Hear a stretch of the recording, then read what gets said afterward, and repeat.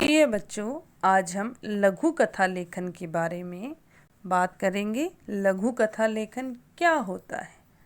क्योंकि अभी तक आपने हिंदी भाषा की अनेक विधाओं में लेखन किया है, जैसे आपने निबंध लेखन किया है, पत्र लेखन किया है, संवाद लेखन किया है कि नहीं? लेकिन लघु कथा लेखन बिल्कुल नया विषय है आपके लिए, क्योंकि अभी ये आपके पाठ्यक्रम में शामिल किया गया है। तो हम जानेंगे इस वीडियो के माध्यम से कि लघु कथा लेखन क्या होता है। लघु कथा लेखन, लघु मतलब छोटी, कथा मतलब कथन या कहानी और उसको लिखना।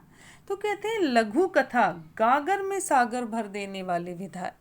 गागर में सागर भरना, कम शब्दों में अधिक बात कह जाना या प्रभावी तरीके से अपनी बात कह देना।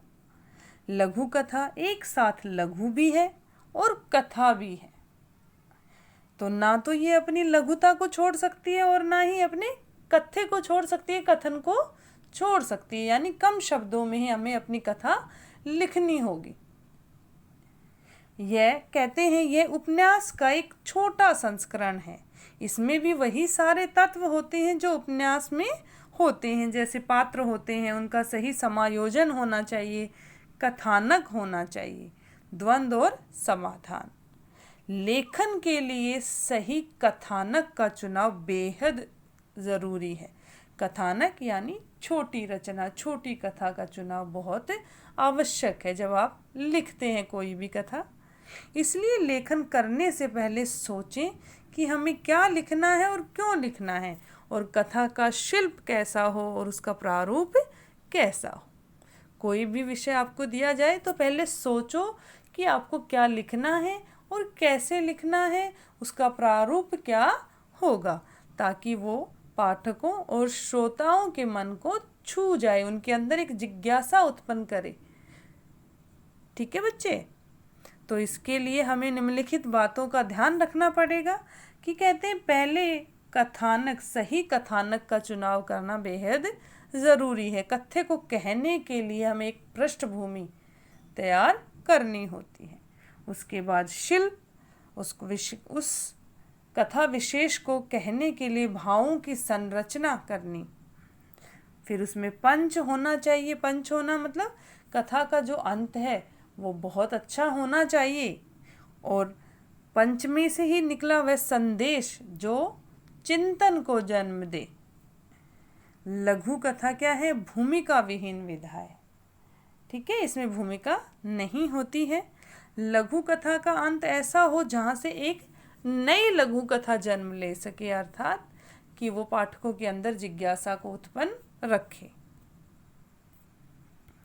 लघु कथा कहते इकहरी विधा है, अतः कई भावों व अनेक पात्रों का जो उलझाव है, यानी बहुत अधिक पात्र हमें अपनी कथा में नहीं लेने होते, नहीं तो आपकी जो कथा है वो लघु कथा नहीं रह जाएगी, वो तो फिर बहुत बड़ी कथा बन जाएगी। लघु कथा में कथ्य यानी संदेश का होना भी बहुत ज़रूरी है, और लघु कथा सिर्फ एक चुटकुला बनकर ना रह जाए। ऐसी कथा नहीं लिखनी कि वो पढ़ने वालों को या सुनने वालों को एक चुटकुला लगे। उसकी लेखन शैली अच्छी होनी चाहिए, और जो आप लिख रहे हैं उसका सामाजिक महत्व होना चाहिए। आप सब ने बचपन में अपनी दादी से, नानी से, घर के बड़े बुजुर्गों से कहानियाँ सुनी होंगी।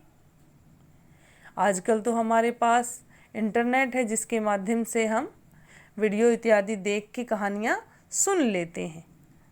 आपने पंचतंत्र की कहानियाँ पढ़ी होंगी या सुनी होंगी, हितोपदेश की पढ़ी होंगी, वो सभी लघु कथाओं के अंतर्गत आती हैं। लेकिन अभी आप 9वीं कक्षा में हैं तो उन कहानियों से, उन कथाओं से काम नहीं चलेगा। अनेक जातक कथाओं का वर्णन भी है हमारे इतिहास में, है कि नहीं? लेकिन उन कथाओं से अभी काम नहीं चलेगा।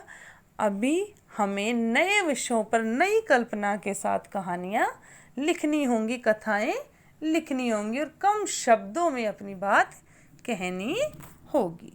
ठीक है बच्चों? देखिए, एक कहानी है यहाँ लॉकडाउन और महंगाई के ऊपर एक लघु कथा है।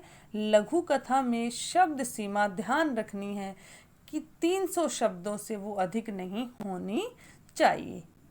ठीक है, क्योंकि लघु कथा की जो शब्द सीमा होती है वो 300 शब्द होती है, लेकिन हमारे पाठ्यक्रम में इसे जो शामिल किया है तो उसकी शब्द सीमा 300 शब्दों से भी कम है। ठीक है, तो लॉकडाउन और महंगाई पर एक छोटी सी लघु कथा है। फिर है कर्तव्य पर। ठीक है बच्चे, तो ये लघु कथाएं पहले आप ध्यान पूर्वक पढ़िए कि इनको लिखा कैसे गया है, और अपनी व्याकरण की कॉपी में इन दोनों लघु कथाओं को आप लिखेंगे। ठीक है बच्चे।